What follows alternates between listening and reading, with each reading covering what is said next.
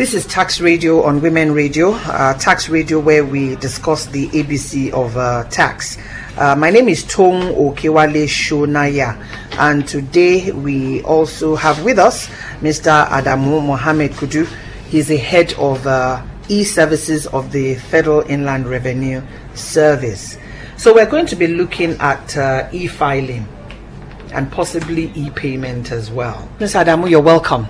It's my pleasure. Thank you, Mr. Kudu.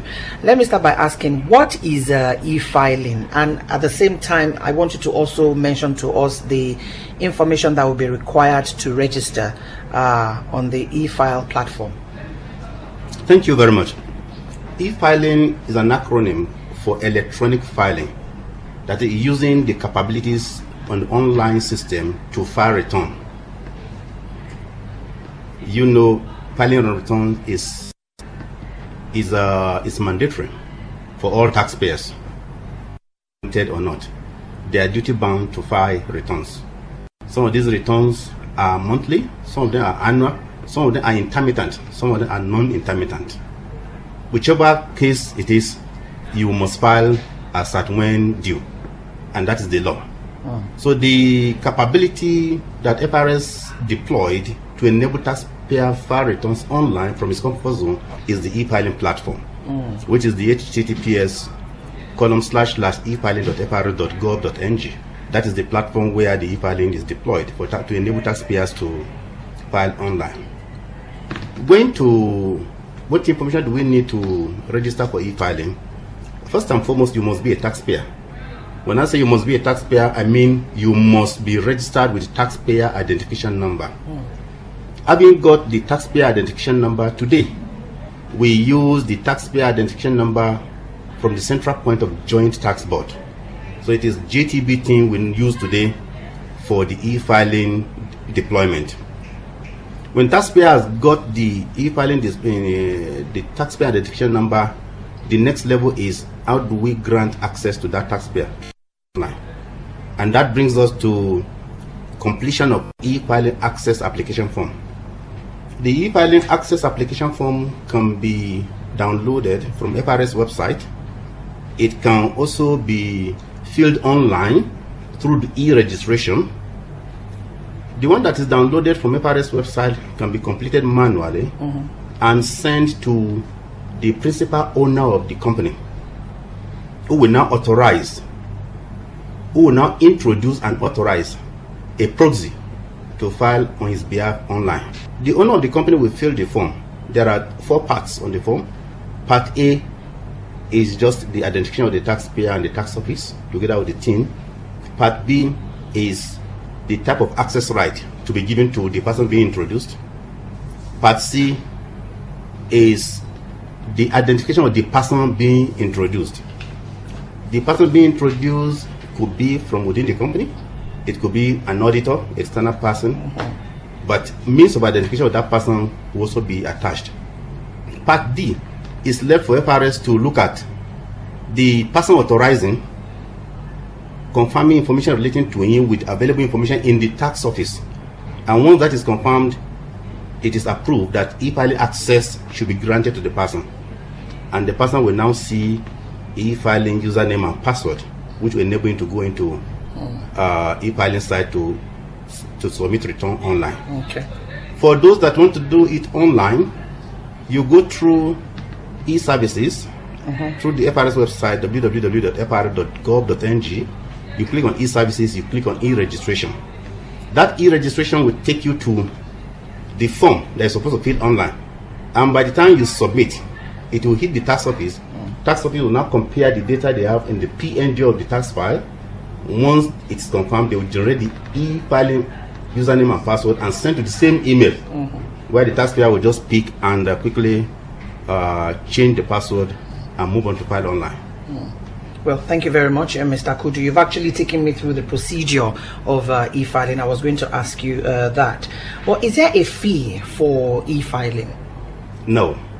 There isn't. E-filing access is free. All you need to do, if you want to do it online, you must have your internet access, log on to FRS website, and then through the e-registration, fill the form and submit it online. Okay, thank you. You've taken us through the e-filing and the necessary information that are required. Now, how would the taxpayer know if the e-file returns has been received? Thank you very much. Upon submission of the returns online, it comes with about 4 information. The first one is document number, submission number, submission date and time, and every other detail in relation to the tax type being filed online. So these are things that prompts immediately submission is done, confirming that the taxpayer has successfully filed online. So those 4 items, the documentation number, submission number, date and time of filing, including the details of the tax type that is being filed, and the taxpayer. Okay. So how is e-filing different from the regular filing of returns then? The regular filing of returns involve consumption of stationaries, heavy consumption of stationaries, and also amounting you to travel to tax office to go and file them online with all the risk. And after you have filed online, the tax office will now sit down and upload this return, which will take them sometimes for 2 weeks. Your manually submitted return has not been uploaded. So if you look at that one, it is cumbersome, it is resource demanding, it is time consuming, it is risky, especially when you are at the last minute rushing to tax office to submit. To avoid penalty, you can't escape it. But the e-filing is such that you stay in your bedroom, connect to the website, and upload your returns. In fact, if you have even prepared it in Excel, you won't spend 10 minutes, you are done. Because every information if you have stored them in Excel, all you do is to upload the CSV, and you are done. So the difference is that this one, the moment you have your internet, you do it from anywhere. And again, the moment you have stored the information in Excel, you upload it within 10 minutes, you are done. But the manual one, you will travel long distance to go and submit. There's a risk of losing the document, risk of accident, fuel consumption, stationery consumption, all those things. But for the e-filing, you just stay where you are, connect to internet, and then file your return without any problem. Basically, it's fair for me to say that you're trying to dissuade people from doing the regular filing. Exactly. Everything has to be, it's better to e-file, your things. Thank you very much. This is Tax Radio on Women Radio, and today we're looking at e-filing. We would also probably touch on e-payment if time permits us, and the expert with us today in the studio is Mr. Adamu Mohammed Kudu. Mr. Kudu is the head of e-services of the Federal Inland Revenue Service. Now, you mentioned penalty in the course of this discussion. Can a taxpayer e-file his or her returns on a weekend? E-filing platform is 247. It is 247. The moment you have you are connected to internet, you can just e-file and it will go. One thing that management of FRS did to relieve taxpayer of additional burden is that if due date for filing a particular return falls on weekend, taxpayer can still file a day, the next working day. Okay. And it will escape penalty and interest. Ah, really? Management of FRS said the e-filers should be able to escape that. So if like VAT that falls on 21st, if that 21st is on Saturday, taxpayer can still file it on Monday, 23rd. Okay. Before penalty and interest will start to accumulate on the.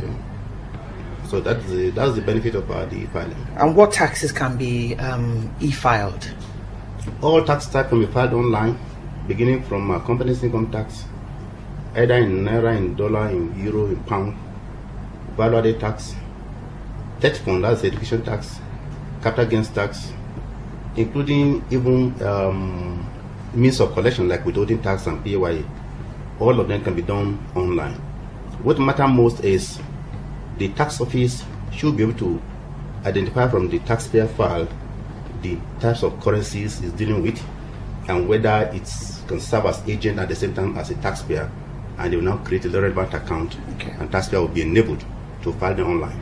It's good to know that if it falls on a weekend, then Monday is still acceptable for us to file. Okay, we need to find out, are there due dates for e-filing, and does a taxpayer need to submit any paperwork or supporting documents when he or she e-files? Thank you very much. From the beginning, I mentioned something like intermittent. Some taxes are intermittent, some are non-intermittent. Intermittent tax type, they are those that are tied to due date. Are you with me? Yes. Those ones, immediately the due date expires, you can still file, but the system will impose penalty and interest. It will impose late return penalty, and on the established liability, it will impose penalty for late payment and then penalty for interest for late payment. 3 things at a time. Now, there are the other non-intermittent tax types that are not tied to due date. Those ones are triggered by event. Those ones, penalty and interest do not come in, except if their contravention goes through a conviction before a penalty can be manually applied. So something like a company's income tax is tied to due date. Those that have a December as accounting year have up to 30th June to file either manually or online. For VAT, you have 21 days after the month of transaction to file. For education tax, it's treated the same way as company's income tax. For capital gains tax, it's filed along with company's income tax. Although that one too, it is when the chargeable transaction happens within the period that you can file for capital gains tax. Otherwise, it's none. National Information Technology Development Levy is tied to company's income tax the same time they are filing. So the tax types are divided into intermittent and non-intermittent. Those that are tied to fixed date, once that fixed date expires, penalty and interest are imposed. Those that are not tied to fixed date, they are left except when there is established contravention, then through a conviction process, manually applied penalty will now come in. So 21 days seemed to be an important day in the diary of FIRS and Nigerians who run businesses. Yeah. So the questions again, are there due dates for e-filing, and what does the taxpayer need to submit, like paperwork or supporting documents where he or she files? On the e-filing platform, there are 3 capabilities. First and foremost, uploading what I can call quantitative details. Are you with me? Yes. That is returns information. And then the second one is attaching a non-quantitative data. When you file online, the law specifies what constitutes tax return. What constitutes tax return has to do with submission of audited financial statement. The return you have completed online have everything. Schedule of taxes and capital allowance computation. The form you are filling online contains everything. Then schedule of asset, that form also contains everything. But the audited financial statement must be signed by an auditor, and tax and capital allowance computation must be authenticated by somebody with practicing license of CITN. Are you with me? So these 2 vital documents will have been off the line, and the return will not be complete. So there's capability in the e-file environment where you click to attach a PDF file for these 2. That is the auditor's report and the taxes and allowance computation in PDF. You will submit it at the same time online, and they will just go and hit. When you get to tax office will now call up the file and look at who are the auditors that are duly appointed for this job. And once that is confirmed, the return is confirmed received 100%. Thank you very much. This is Tax Radio on Women Radio 91.7, and Mr. Adamu Mohammed Kudu has been taking us through e-filing. So obviously for any situation or any process, there will be pros and cons. Are there challenges encountered with e-filing? And, yes. and what measures do we have in place to diagnose these challenges? Definitely there are challenges. System glitches are inevitable sometimes. But whenever they occur, taxpayers should do a screenshot of the problem they're encountering on the e-filing platform and send it to the tax office either through mail, or they should just write through message center to the tax office that this is what we encounter on the e-filing environment. Number two, sometimes there is technical gap between the taxpayer and the tax office. By the time taxpayer clicks on the tax type to file, system will bring up the form. If the taxpayer is not used to that form, they can put a figure in a different line as opposed to what's supposed to be. Such type of situation, you can easily go to Message Center and notify the tax office. I intended to put expenses here. I mistakenly put the revenue. But then they will now go through what we call reassessment process to help the taxpayer to correct it. Sometimes the taxpayer may be on e-filing environment and power outage or network will just go down. The system will save up to the level where you have input the last data. All you just do, when you come back, you see it in progress. You click on it and continue from where you stop and then to conclusion. Some people will see the warning when they want to submit. System will ask, are you sure you are ready to submit? Be careful Before you click. Because you cannot go back and correct anything. Be sure of the data entries before you submit. They will see that warning, but they undermine it and they will hurriedly rush to submit. And later, when they now see assessment in their tax account, they will say, oh, how come? It is then they will now realize that, oh, they only stated revenue, they didn't state expenses. And you know, it is from revenue you remove expenses before the tax will now take place. In this case, they have deliberately denied themselves expense of claiming expenses. So the taxpayer should hurriedly go to message center and send the mail to tax office that, look, I have omitted this and this when I was submitting.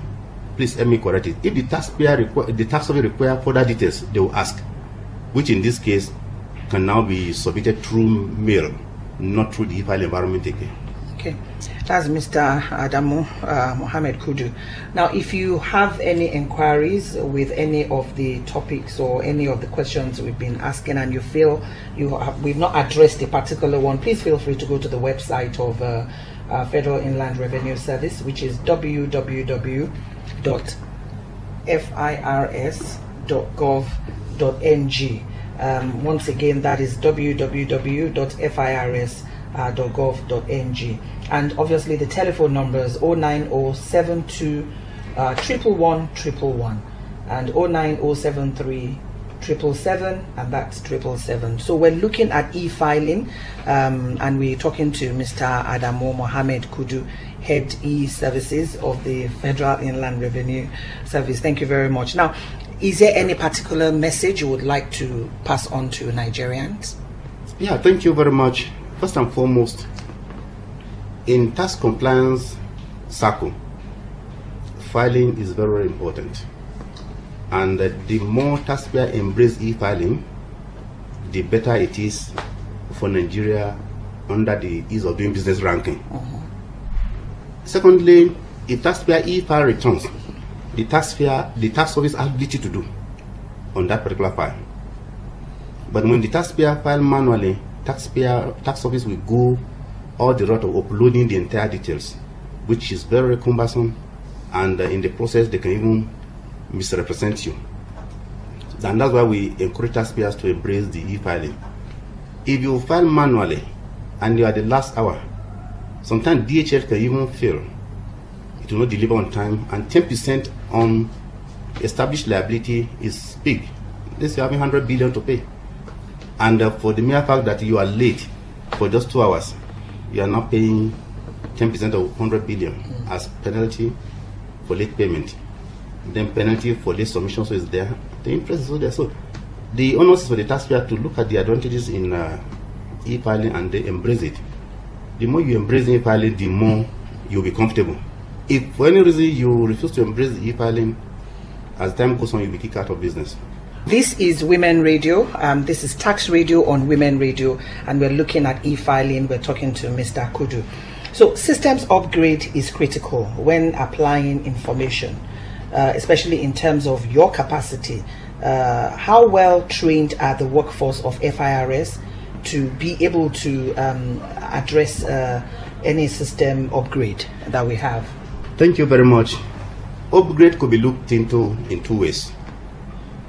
Things that have to do with changes, frequent changes, that will necessitate improving the capability of the system, and things that have to do with the infrastructure supporting the systems. As far as the changes to be implemented on each of the capabilities are concerned, we did our best to take over the technical know-how on how to implement changes to our platforms. If the tax form changes today, we don't need the solution provider to come and do it again. We'll do it on our own. If the tax rate changes, VAT is about to change now. We don't need solution providers to come and do it. We'll do it on our own. That is part of the system upgrade. The next one has to do with expansion in the infrastructure that support the systems, like the memory, like the processor, like the storage. Those things, management of FIRS, when they are well informed, they approve the expansion immediately, because there's question of scalability. Like the e-filing you're talking about, when it was first deployed, it was smooth, friendly, but by the time we reach over 20,000 tax users, it starts to slow down, until management now improve the capacity of the infrastructure supporting the e-filing environment. So as far as we are concerned, the upgrade in the capabilities built in the system, those ones our internal staff can easily handle them without reference to the solution providers. And upgrading the infrastructure supporting all this, management is always ready to upgrade them, provided they are well informed on the need to do it. Thank you very much. Today we have been talking to Mr. Adamu Mohammed Kudu on e-filing. He's a head of e-services at the FIRS, and we would like to thank you for shedding a lot of light on the questions we came up with today. Thank you very much, sir. You're welcome. Thank you. So this is Tax Radio on Women Radio, and we want to thank you for being part of today's edition. My name is Tomu Okewale Shonaya, and we'll see you some other time. Have a good day. WFM 91.7.